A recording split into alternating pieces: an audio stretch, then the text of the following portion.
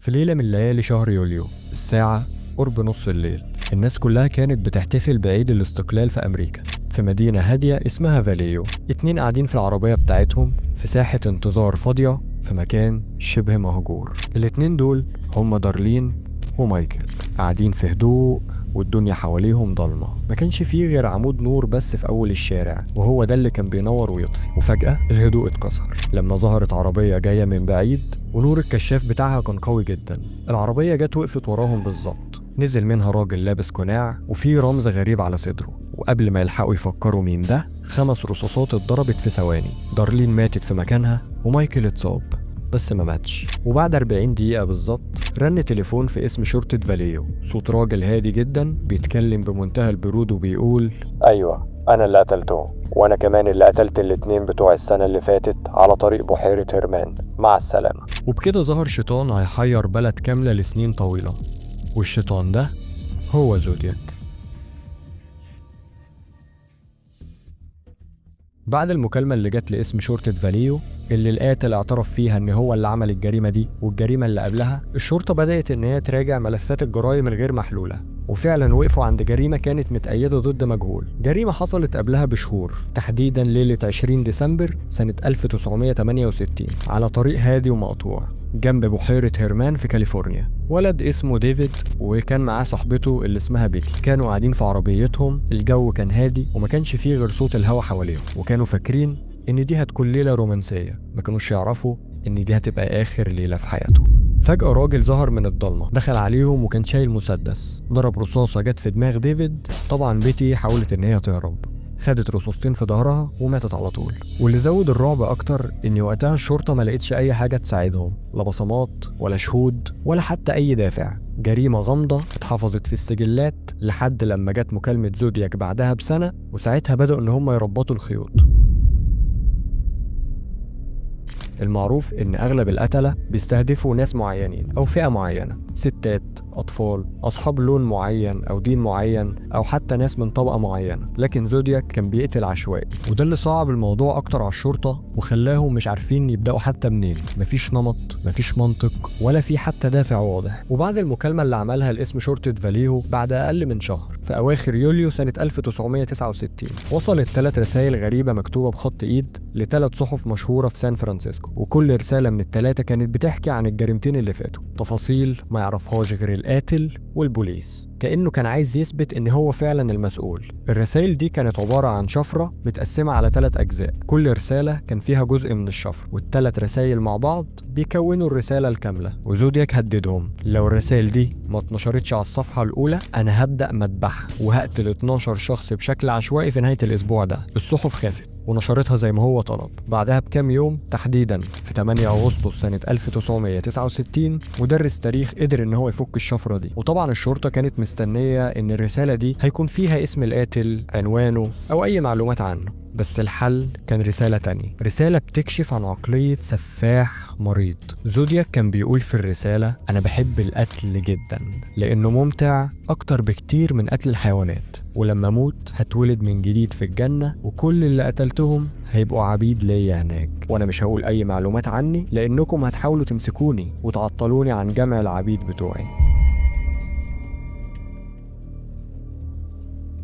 وطبعا الرسالة دي كشفت عن جانب تاني من شخصية السفاح، كانش بيقتل عشان الفلوس ولا عشان الانتقام، كان بيقتل عشان المتعة. ساعتها الشرطة فهمت ان هما بيتعاملوا مع شخص سايكوباتي من الدرجة الأولى، ومن هنا بدأت لعبة الرسائل المشفرة اللي زودياك كان بيحب يلعبها قوي مع الشرطة. وبدأ زودياك ان هو يبعت رسائل وشفرات أصعب زي شفرة زد 340 اللي فضلت مش محلولة لأكتر من 50 سنة، لحد ما جه فريق من الباحثين قدروا ان هما يفكوها سنة 2020. وفضل برضه بعدها يبعت تهديدات اكتر للشرطة. ولو فاكر ان دي هتكون اخر مرة هتسمع فيها عن زودياك تبقى غلطان، لان اللي حصل بعدها ان زودياك قرر ياخد اللعبة لمستوى تاني خالص. المرة دي مفيش رسايل، مفيش تهديدات، زودياك كان محضر لهم مفاجأة من العيار التقيل. براين وسيزيليا كانوا قاعدين على بحيرة بريسا. اليوم كان عادي، كانوا بيقضوا يوم هادي وسط الطبيعة. فجأة وهم قاعدين زودياك قرب منهم بهدوء، كان لابس قناع غريب وعليه نفس الرمز اللي ظهر في جرايمه اللي قبل كده، ايد فيها مسدس والايد التانية كان فيها سكينة وحبل. قال لهم بهدوء: انا هربان من السجن، محتاج العربية والفلوس بتاعتكم، انا مش عايز اذيكم. براين وسيزيليا صدقوه وقالوا هيتعاونوا معاه يمكن يسلموا من شره، بس اللي كان مستنيهم ما كانش مجرد سرقة. زودياك ربطهم وبعدين بدأ يطعن فيهم.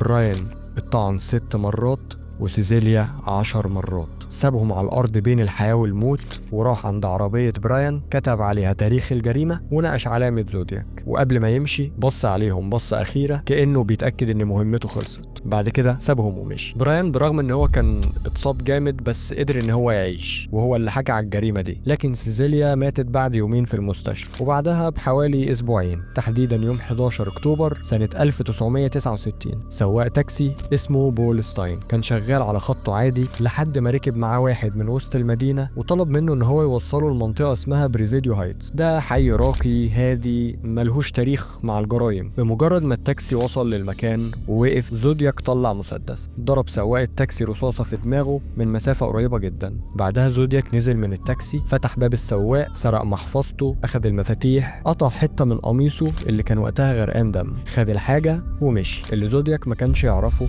ان في 3 شباب شافوا اللي حصل دوت من شباك البيت واتصلوا بالشرطة فورا. وصفوا شكل القاتل. الوصف اللي جه للشرطة كان عبارة عن راجل اسود، شعره بني، لابس نظارة، طوله متوسط. الشرطة وصلت بسرعة جدا وهم في طريقهم قابلوا راجل شكله كان متوتر شوية وجاي يبعد عن مسرح الجريمة. سألوه لو شاف حاجة، رد قال لهم أنا شفت واحد شايل مسدس ومشي من هنا. طبعا الشرطة جريت وسابوه يمشي، والراجل ده كان زودياك. الغلطة اللي حصلت وقتها كان بسبب ان البلاغ اللي جه للشرطة ان زودياك كان راجل اسود، بس الحقيقة ان زودياك ابيض. لحظة من اللحظات اللي كان ممكن تقفل القضية كلها بس راحت بسبب لون. بعدها بكام يوم وصلت رسالة جديدة لصحيفة سان فرانسيسكو كرونيل، وكان جاي معاها ظرف، والظرف ده طبعا كان جواه حتة من قميص سواق التاكسي اللي زودياك قتل. زودياك طبعا في الرسالة كان بيستهزأ من الشرطة، كان بيقول لهم ايوه انا اللي عملت كده وكنت قريب منكم بس انتوا معرفتوش تمسكوني، وقال ان هم كانوا ممكن يقبضوا عليه بس هم سابوه يمشي. انا دايما سابق بخطوة وعمري ما اقع. وبعد جريمة سواق التاكسي زودياك ما هداش، فضل يبعت رسائل مشفرة يهدد الشرطة ويستهزأ بيهم، وقال ان هو وراه جرايم تانية هم لسه اصلا ما اكتشفوهاش. ومع كل جريمة وكل رسالة كانت الشكوك بتزيد. اسماء كتيرة ظهرت كمشتبه فيهم، لكن اكتر اسم كان بيتكرر كان واحد اسمه ارثر لي ألين. راجل غريب، تاريخه مش نضيف خالص وسلوكه كان يخلي اي حد يشك فيه. عنده ساعة من ماركة زودياك، مقاس جزمته قريب جدا من اللي اتساب في مسرح الجريمة، وشهود كتير قالوا ان شكله قريب جدا من الرسمة التخيلية اللي هم عاملينها له. بس رغم كل ده ما كانش فيه اي دليل مادي يربطه بالجرائم دي، ولا بصماته ولا الDNA ولا اي حاجة تأكد ان هو القاتل. وفضل مشتبه فيه قوي مش اكتر. ومع مرور السنين ظهرت نظريات غريبة، وناس قالت ان زودياك ده مش شخص واحد، وقالوا ان هو تبع جماعة سرية. لكن الحقيقة ان زودياك لحد النهاردة لسه لغز، محدش يعرف هو مين ولا حتى عارفين ليه كان بيعمل كده. وبالرغم ان زودياك كان سفاح وقاتل، بس فعلا شخص عبقري، والدليل انه محدش يعرف هو مين لحد النهاردة. اولا طريقته في القتل كانت عبقرية، اماكن معزولة، ضحايا عشوائيين، ومفيش اي نمط ثابت. كل جريمة كانت بتبدأ وتنتهي من غير ما تسيب وراها أي خيط واضح. الشرطة كانت دايما بتحاول تربط بين الجرائم دي بس مفيش أي رابط، وده اللي خلى التحقيقات تمشي في دايرة مقفولة. كان بيلعب مع البوليس والإعلام، يرمي رسالة مشفرة هنا، تهديد هنا، يكلمهم في التليفون ويوصف لهم الجرائم اللي هو بيعملها، كأنه كل حركة كان بيعملها كانت محسوبة. كان شايف نفسه أذكى من الكل، وفعلا قدر يخليهم يلفوا حوالين نفسهم. ومع الوقت الرسائل قلت، التهديدات سكتت، وزودياك زي ما ظهر فجأة اختفى فجأة. هل اتقبض عليه في قضية تانية ولا قرر بمنتهى البساطة انه يختفي؟ وطبعا قصة زودياك فضلت مصدر إلهام للمخرجين والكتاب، زي فيلم زودياك اللي كان بيحاول يقربنا من الحقيقة، لكن لحد النهاردة محدش قدر يقفل الملف ده، ويمكن عمره ما هيتقفل. ولو عجبك الفيديو تنساش اللايك وسبسكرايب، تفعل الجرس، وانت معدي هتعمل لي فولو على الانستجرام عشان بننزل عليه حاجات تانية. واشوفكم الحلقة اللي جاية الاسبوع اللي جاي ان شاء الله، ومع السلامة.